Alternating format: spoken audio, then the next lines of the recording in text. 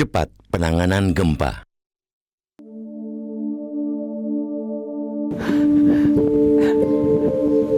Apakah bisa bangun kembali atau tidak? Ya Allah. Tak bagaimana sudah kapela sudah hancur, komuninya sudah batal, sambut barunya batal semua.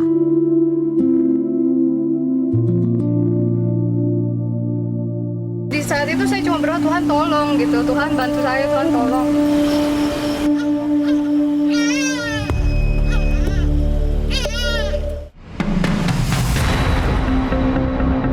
Empat hari sejak gempa magnitudo 7,7 mengguncang Nusa Tenggara Timur (NTT), wilayah itu masih terus diguncang gempa susulan. Badan Meteorologi, Klimatologi, dan Geofisika BMKG mencatat terjadi 2.768 gempa bumi susulan. Banyaknya gempa susulan jelas menjadi tantangan penanganan gempa.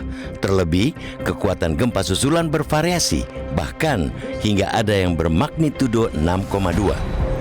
Di setiap bencana, penanganan memiliki tingkat risiko tersendiri. Penanganan saat bencana masih terjadi membuat risiko tentu berlipat.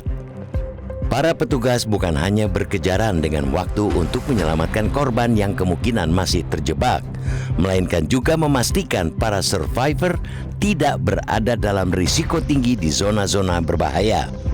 Itu bukan saja risiko menjadi korban gempa susulan, melainkan juga berbagai risiko akibat infrastruktur dan daya dukung lainnya yang lumpuh maupun rusak. Tambahan lagi, semuanya harus dilakukan dengan tetap memastikan keselamatan seluruh petugas dan relawan. Dalam kondisi serba genting seperti itu, pemetaan wilayah terdampak menjadi hal krusial. Pemetaan wilayah akan menentukan efektivitas dan tepatnya penanganan. Gempa NTT 15 Agustus berada di posisi kedua dari 11 gempa terbesar global 2026. Hingga kini setidaknya terdapat 70 korban jiwa. Data Badan Nasional Penanggulangan Bencana BNPB hingga 18 Agustus menyebutkan ada 11.925 rusak.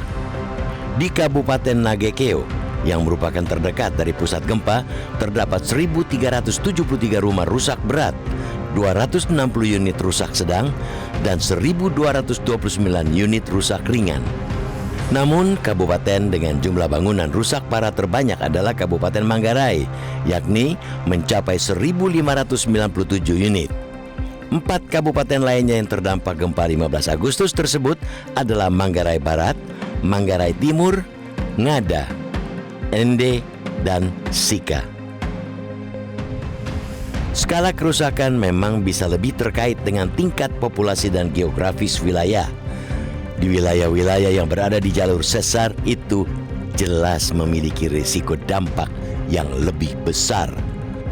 Oleh karena itu, pemerintah daerah Pemda harus bergerak cepat memberikan laporan yang terus teraktualisasi dan tepat.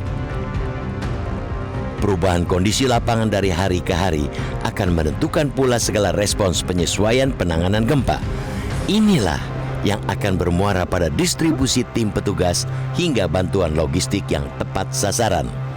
Sudah dapat dilihat dari kejadian demi kejadian bencana yang terjadi di tanah air, rasa solidaritas bangsa yang tinggi akan mengalirkan relawan, donasi maupun logistik. Seluruh bantuan ini harus dapat dikoordinasi dengan baik dan bersinergi dengan bantuan pemerintah.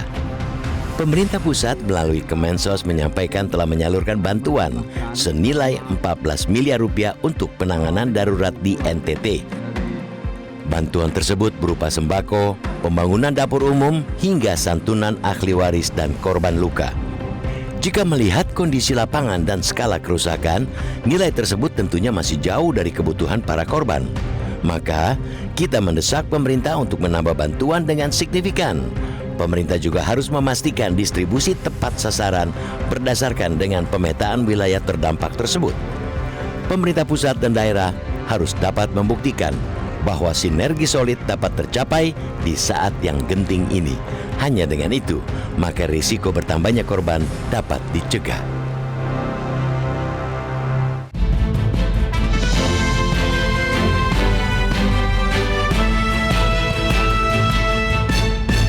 Jelajahi cara baru mendapatkan informasi. Download Metro TV Extend sekarang.